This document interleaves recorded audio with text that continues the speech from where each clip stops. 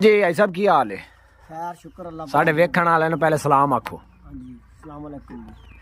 ते अच्छा मुंडे दा की मसला है साहब?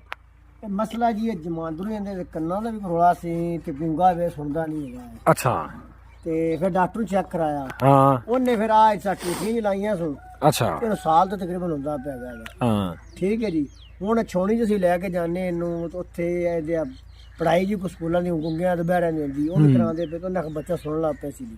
ਫਿਲਹਾਲ ਅੱਗੇ ਨਾਲੋਂ ਬਿਹਤਰ ਹੈਗਾ ਜੀ। ਅੱਲਾਹ ਅੱਗੇ ਦੁਆ ਕਰੇ ਵੀ ਬੱਚੇ ਨੂੰ ਸਹੀ ਤਰੀਕੇ ਨਾਲ ਸੁਣਨ ਲੱਗ ਪਵੇ। ਤੇ ਹੁਣ ਇਹਨੂੰ ਸੁਣੀਂਦਾ ਆਵਾਜ਼ ਮਾਰਸੋ ਤਾਂ? ਇਹਦਾ ਨਾਂ ਤਾਂ ਆਵਾਜ਼ ਤੇ ਮਾਰੀ ਤਾਂ ਹੈ ਖਚਰਾ ਜਾਂ ਕੋਈ ਸੁਣ ਵੀ ਲਵੇ ਤਾਂ ਚੁੱਪ ਕੀਤਾ ਜਾ ਹੋ ਜਾਂਦਾ ਹੈ ਵੀ ਮੈਨੂੰ ਕੋਈ ਹੈਲੋ ਆ ਕੀ ਹਾਲ ਹੈ ਐ ਮੂੰਹ ਕਰੇ ਨਾ ਇੱਦੇ ਆ ਕੀ ਹੁੰਦਾ ਪਿਆ ਤੇ ਤੂੰ ਪੁੱਤਰ ਸੁਣ ਵੀ ਲੱਗ ਪਿਆ ਖਰਚੇ ਬੜੇ ਹੋਏ ਪਏ ਨਹੀਂ। खर्चा कितना को आ गया साहब?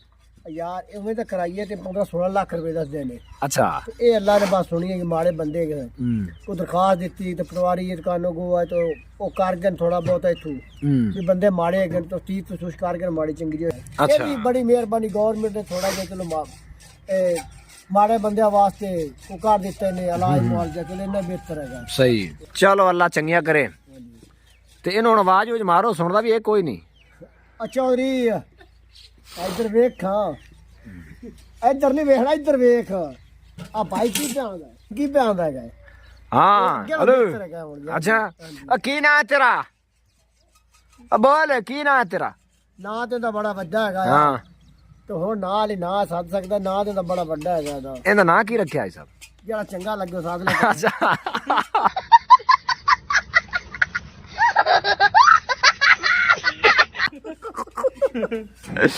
ठीक हाँ जी मुंडा दा बड़ा हसमुख है। क्या बात है मुंडा जेड़ा ना टेंशन कोनी। तौबा कर। अच्छा खर्चा खुर्चा कितना क लैंदा डेली दा? खर्चा की पूछना है? हाँ 2 मिनट बाद 1000 रुपया 2 मिनट को लगा आदि रमेश भाई मार के वेर वरार के आ जांदा भाई। चलो अल्लाह चंगियां करे। बस अल्लाह के दुआ करो अल्लाह बेहतर करे अल्लाह खैर कर सी। अल्लाह ने उसने कितना देता। हां जी बच्चा माशाल्लाह प्यारा है जी। इधर वखा भाई बच्चा तो माशाल्लाह प्यारा है जी। अल्लाह पाक ने जिंदगी करे अल्लाह पाक ने सेहत देवे।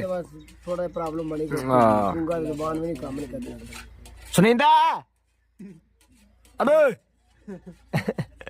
जिड्डू वैसे भी खचरा है। अच्छा चलो ठीक हो गया चंगा जी रब रखा।